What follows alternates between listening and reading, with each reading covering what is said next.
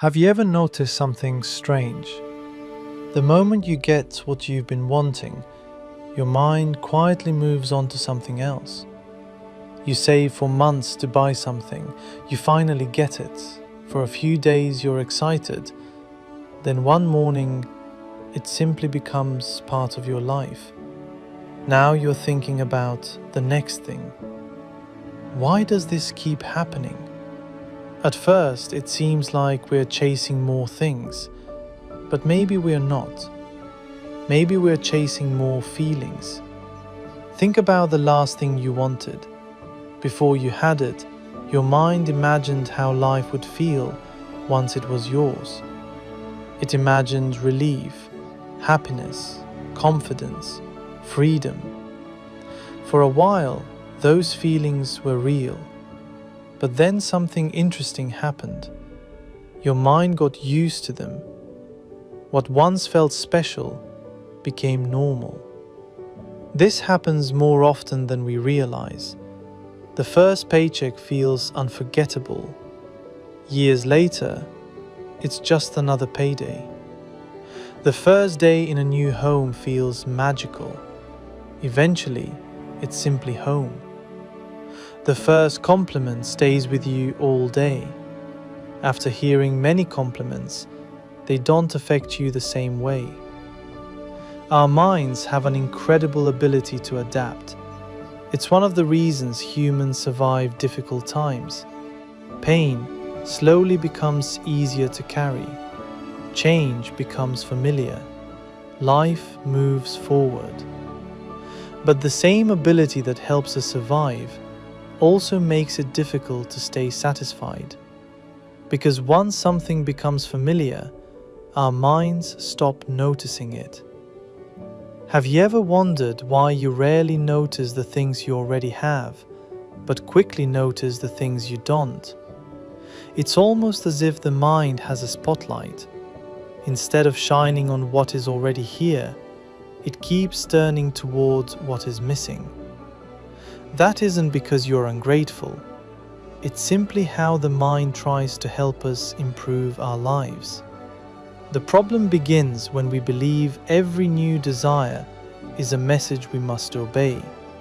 Sometimes it isn't. Sometimes it's just the mind doing what it has always done, looking ahead, looking for the next problem to solve, the next mountain to climb, the next reason to keep moving. There's another pattern that's easy to miss. The more we compare ourselves to others, the more our idea of enough begins to change. Someone buys a bigger house. Suddenly, ours feels smaller. Someone gets promoted. Suddenly, our own success feels ordinary. Nothing in our life actually changed. Only the comparison did. It's amazing how quickly comparison can steal the joy we felt only moments before.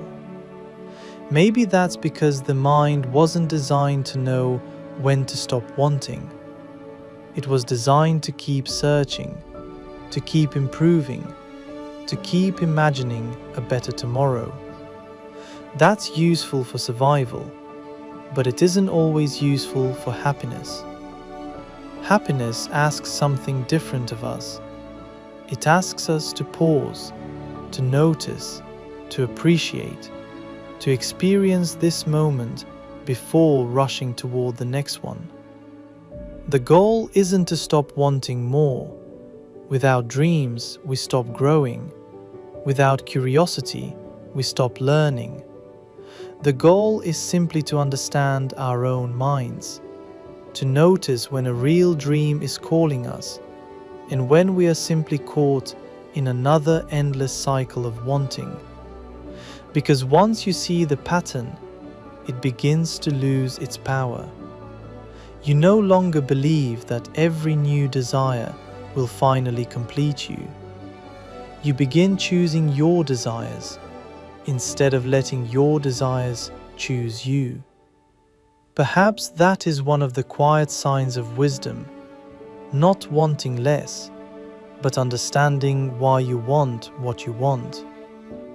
So perhaps the real question isn't, why do I always want more? Maybe it's, is this desire coming from my heart, or simply from my mind's habit of always looking for the next thing?